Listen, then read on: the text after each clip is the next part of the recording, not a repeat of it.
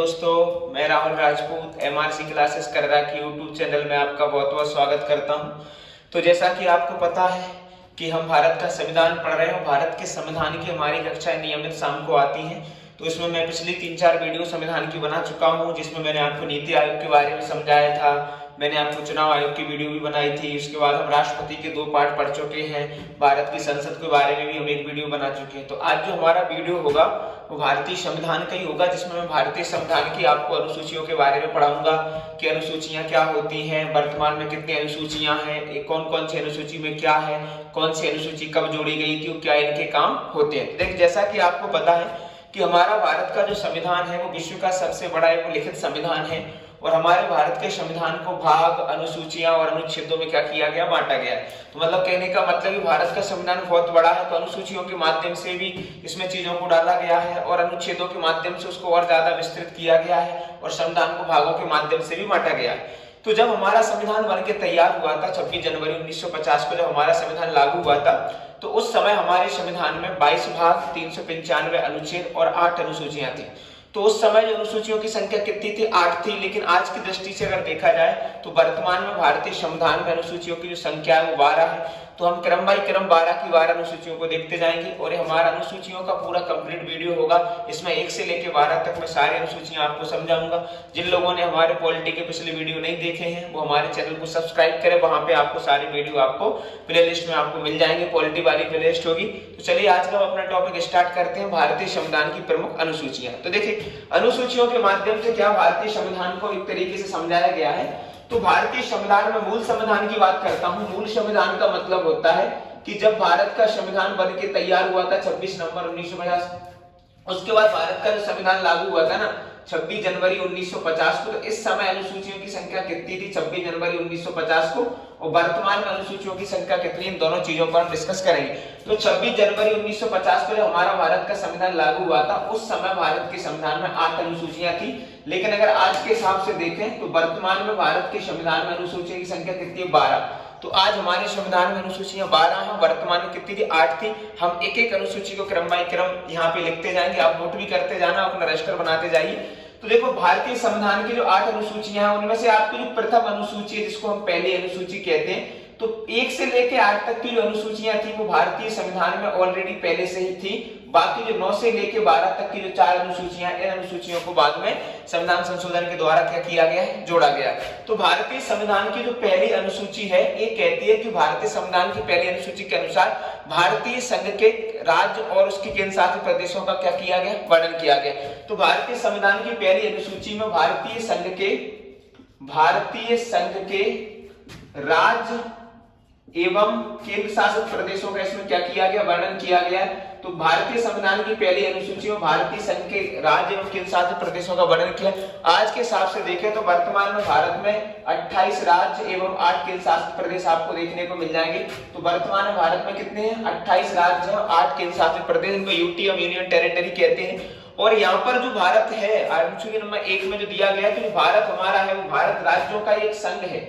तो राज्यों का संघ का मतलब होता है यूनियन ऑफ स्टेट। देखो, राज्यों का संघ 2 प्रकार से होता है, एक तो होता है फेडरल ऑफ स्टेट, दूसरा होता है यूनियन ऑफ स्टेट। तो हमारे यहाँ जो संघ है भारत राज्यों का वो यूनियन ऑफ स्टेट है, ना कि फेडरल ऑफ स्टेट। जबकि अमेरिका जो संघ है वो फेडरल ऑफ स्टेट है। यूनियन और फेडरल में काफी कुछ अंतर होता है, वो आगे हम आपको बता देंगे। तो कहने का मतलब है कि भारतीय संविधान की अनुसूची नंबर 1 कहती है कि भारतीय संघ के 28 राज्य एवं केंद्र शासित प्रदेशों का वर्णन भारतीय संविधान की पहली अनुसूची में वर्णन किया गया है। उसके बाद आती है हमारी दूसरी अनुसूची। कौन सी अनुसूची, दूसरी अनुसूची आती है उसके बाद। तो भारतीय संविधान की दूसरी अनुसूची में विभिन्न पदाधिकारियों के वेतन भत्तों के बारे में बताया गया है। वेतन, पेंशन वगैरह जो भारत की संचित निधि पर भारित होते हैं, जैसे कि मान के चलो राष्ट्रपति होता है तो राष्ट्रपति के वेतन भत्ते, उपराष्ट्रपति के वेतन भत्ते, सुप्रीम कोर्ट का न्यायाधीश, हाई कोर्ट के न्यायाधीश, महान्यायवादी, नियंत्रक, लेखा परीक्षक, विभिन्न आयोगों के अध्यक्ष, तो ये जो पदाधिकारी होते हैं, विभिन्न पदाधिकारियों के वेतन भत्ते की व्यवस्था किसमें की गई, भारतीय संविधान की दूसरी अनुसूची में की गई। तो अगर आपसे पूछा है कि दूसरी अनुसूची कैसे संबंधित है, तो विभिन्न पदाधिकारियों के वेतन भत्ते संबंधित आपकी भारतीय संविधान की दूसरी अनुसूची है। उसके बाद आती है आपकी तीसरी अनुसूची। कौन सी अनुसूची आती है, तीसरी। तो तीसरी अनुसूची में क्या किया गया कि भारतीय संवैधानिक व्यवस्था के जो सर्वोच्च पद होते हैं इनकी शपथ ग्रहण की व्यवस्था की गई है। जैसे कि आपके मंत्रियों की शपथ ग्रहण की व्यवस्था, उसके अलावा आपके जो मंत्री होते हैं कैबिनेट मंत्री होते हैं, यानी कहने का मतलब है कि जो भारत के उच्च श्रेणी वाले पद होते हैं जो संवैधानिक व्यवस्था में दिए गए, तो कहने का मतलब भारतीय संविधान की जो तीसरी अनुसूची है विभिन्न पदाधिकारियों की शपथ ग्रहण से संबंधित है। क्या संबंध है? शपथ। तो शपथ का जो उल्लेख है वो कौन सी अनुसूची में किया गया? शपथ का उल्लेख भारतीय संविधान की तीसरी अनुसूची में किया गया। उसके बाद आती है आपकी भारतीय संविधान की चौथी अनुसूची। कौन सी आती है? चौथी अनुसूची आती है। तो भारतीय संविधान की चौथी अनुसूची में क्या कहा गया है कि केंद्र और राज्यों के बीच राज्यसभा की सीटों का बंटवारा। तो चौथी अनुसूची में क्या होता है? राज्य और केंद्र शासित प्रदेशों के बीच राज्य और केंद्र शासित प्रदेशों के बीच राज्यसभा की सीटों का जो बंटवारा किस तरीके से होगा, राज्यों के बीच राज्यसभा की जो सीटें होती हैं इन सीटों के बंटवारा के बारे में इसमें बताया गया है। तो सीटों का बंटवारा, तो भारतीय संविधान की अनुसूची नंबर 4 कहती है केंद्र और राज्यों के बीच राज्य केंद्र शासित प्रदेशों के बीच किस तरीके से राज्यसभा की सीटों का आवंटन होगा या बंटवारा होगा, ये भारतीय संविधान की अनुसूची नंबर 4 में समझाया गया। उसके बाद आती है आपकी अनुसूची 5। कौन सी अनुसूची आती है? 5वीं। तो 5वीं जो अनुसूची होगी ये बहुत ही इंपॉर्टेंट है।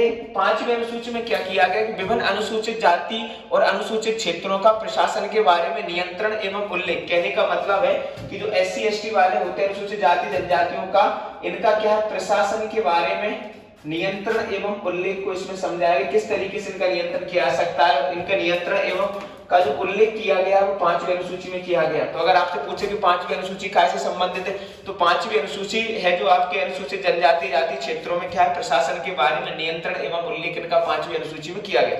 उसके बाद आती है आपकी 6वीं अनुसूची। तो जो भारतीय संविधान की जो 6वीं अनुसूची है ना, तो 6वीं अनुसूची में क्या है कि 6वीं अनुसूची में असम, मेघालय, त्रिपुरा और मिजोरम मतलब पूर्वोत्तर भारत के 4 राज्य जहां पर अनुसूचित जाति जनजातियों का प्रशासन के बारे में नियंत्रण एवं उल्लेख किया गया है। तो कहने का मतलब है कि 6वीं अनुसूची असम, मेघालय, त्रिपुरा, असम, मेघालय, त्रिपुरा और मिजोरम, इन 4 राज्यों में जो अनुसूचित जनजातियां निवास करती हैं इनके बारे में प्रशासन का नियंत्रण एवं उल्लेख का मतलब वर्णन किया गया है। तो ये आपके भारतीय संविधान की 6वीं अनुसूची असम, मेघालय, त्रिपुरा, मिजोरम में अनुसूचित जनजातियों के बारे में प्रशासन का नियंत्रण एवं उल्लेख 6वीं अनुसूची में किया गया। उसके बाद अब 7वीं अनुसूची को देखते हैं। तो आपको लिख लिया करो, मुझे यहाँ पे मिटाना पड़ेगा।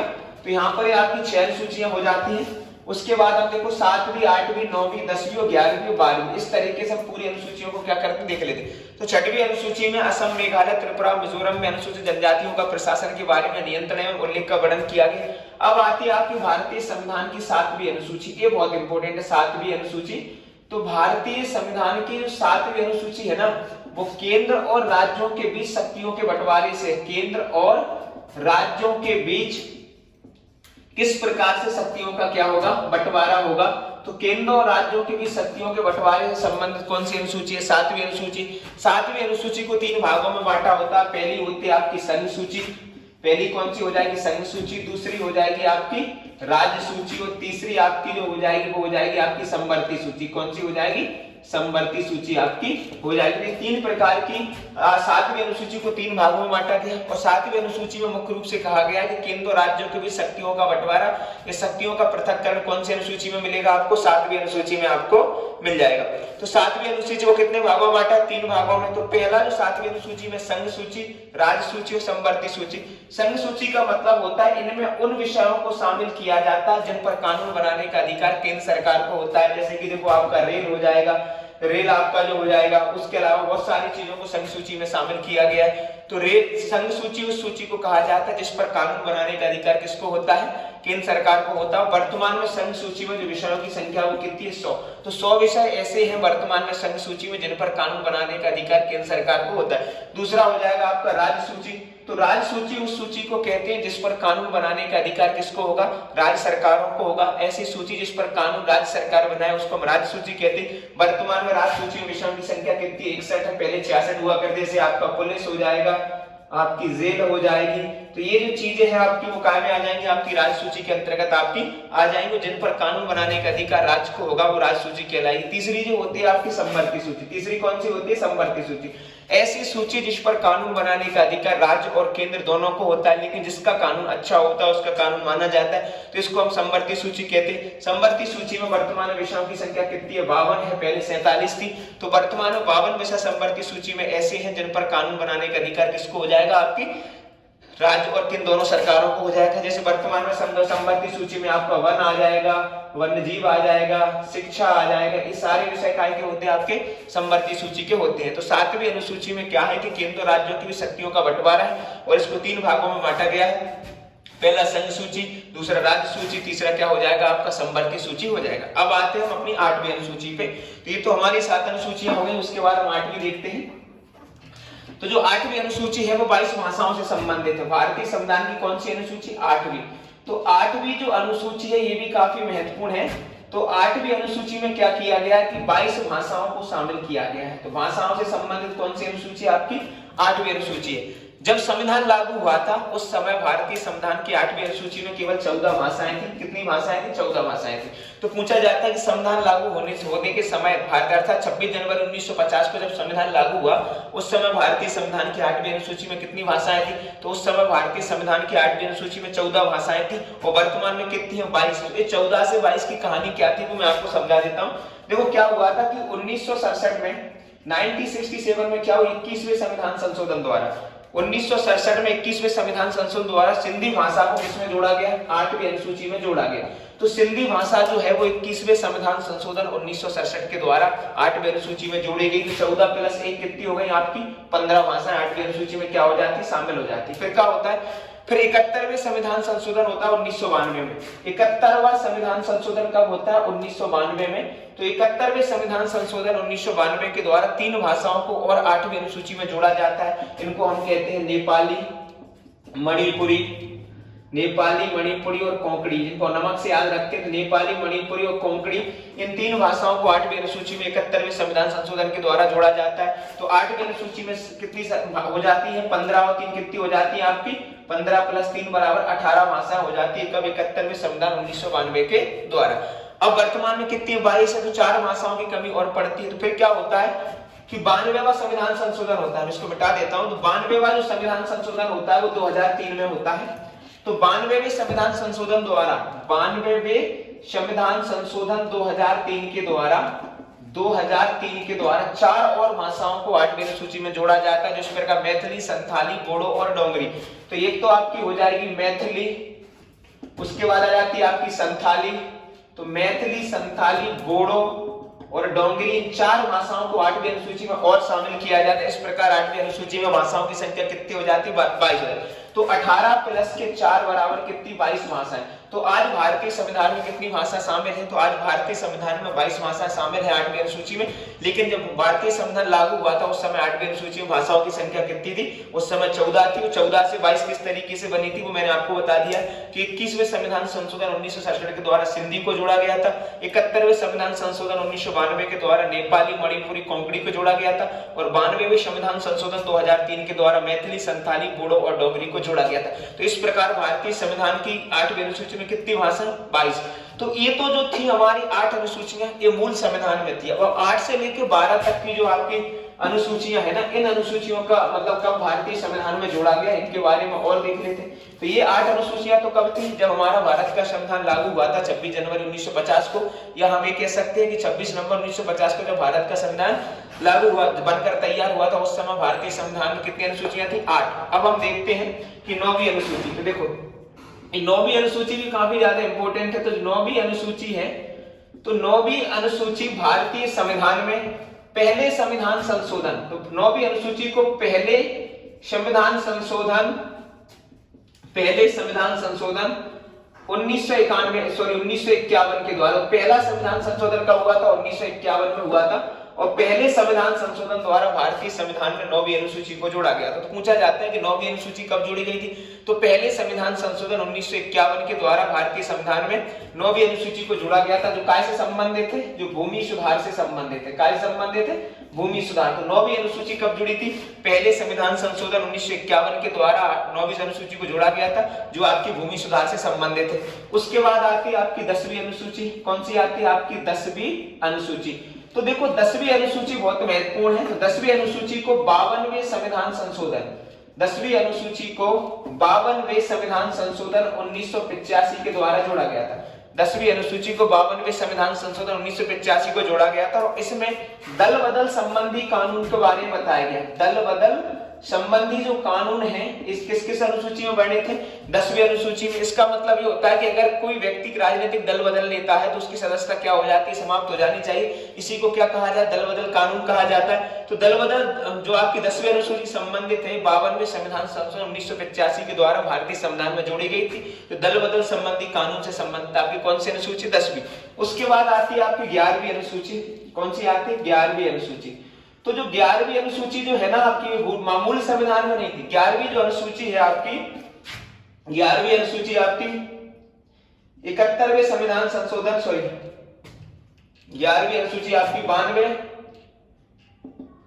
73वें संविधान संशोधन जो आपकी 11वीं अनुसूची वो 73वें संविधान संशोधन 1993 के द्वारा जोड़ी गई थी। यानी 11वीं अनुसूची को 73वें संविधान संशोधन 1993 के द्वारा जोड़ा गया था और इसमें पंचायती राज व्यवस्था की बात कही गई थी। क्या की बात कही गई थी? तो जो पंचायती राज व्यवस्था है यानी पंचायतों में त्रिस्तरीय व्यवस्था होती है, जैसे कि आप ग्राम पंचायत, पंचायत समिति, जिला परिषद के जो चुनाव होते हैं, तो इससे संबंधित आपकी 11वीं अनुसूची है जो 73वें संविधान संशोधन 1993 के द्वारा जोड़ी गई थी और इसमें पंचायतों को काम करने के लिए 29 विषय क्या किए गए थे? दिए गए थे। तो आपसे पूछे कि 11वीं अनुसूची कब जुड़ी थी? तो जो 11वीं अनुसूची है वो 73वें संविधान संशोधन 1993 के द्वारा इसमें जोड़ी गई थी और इसका ये संबंधित है, ये पंचायती राज से आपकी 11वीं अनुसूची क्या है? संबंधित है। उसके बाद आती है आपकी देखो 12वीं अनुसूची। तो 12वीं जो अनुसूची है वो आपकी 74वें संविधान संशोधन 1993 के द्वारा इसको भी जोड़ा गया था। तो आपकी जो 12वीं अनुसूची है वो कब जुड़ी थी? वो 74वें संविधान संशोधन 1993 के द्वारा जुड़ी गई थी और 74वीं अनुसूची में नगरीय निकाय से संबंधित है। काय से संबंधित है? नगरीय निकाय जो व्यवस्था होती है इससे संबंधित आपकी कौन सी अनुसूची है? 12वीं अनुसूची। नगरीय निकाय का मतलब होता है कि नगर परिषद, नगर पालिका, नगर निगम होती है, तो इसमें 12वीं अनुसूची में इनको काम करने के लिए 18 विषय दिए गए हैं। तो ये 12वीं अनुसूची आपकी 74वें संविधान संशोधन 1993 के द्वारा जुड़ी थी और 11वीं अनुसूची 73वें संविधान संशोधन 1993 के द्वारा जोड़ी गई थी। 11वीं पंचायती राज से संबंधित है और 12वीं अनुसूची आपकी कैसे संबंध? नगरीय निकाय से संबंधित है। तो ये तो जो हमारी कंप्लीट 12 की 12 अनुसूचियां थी कि पहले मूल संविधान में 8 अनुसूचियां थी और वर्तमान में कितनी? 12 अनुसूचियां। तो 9वीं, 10वीं, 11वीं और 12वीं 4 अनुसूचियों को बाद में संविधान संशोधनों के द्वारा जोड़ा गया है, जबकि जो 8 अनुसूचियां थी वो भारतीय संविधान में पहले से ही विद्यमान थी जब हमारा भारतीय संविधान बनकर तैयार हुआ था। तो ये हमारा भारतीय संविधान की क्लास नंबर 6 है। इसमें मैंने आपको कंप्लीट अनुसूचियों के बारे में पढ़ाया है। जिन लोगों ने हमारी पुरानी वीडियो नहीं देखी है वो चैनल को सब्सक्राइब करें, वहां पे आपको डिस्क्रिप्शन में लिंक मिल जाएगी और पॉलिटी की आपको सारी वीडियो वहां पे मिल जाएंगी। बहुत बहुत धन्यवाद दोस्तों।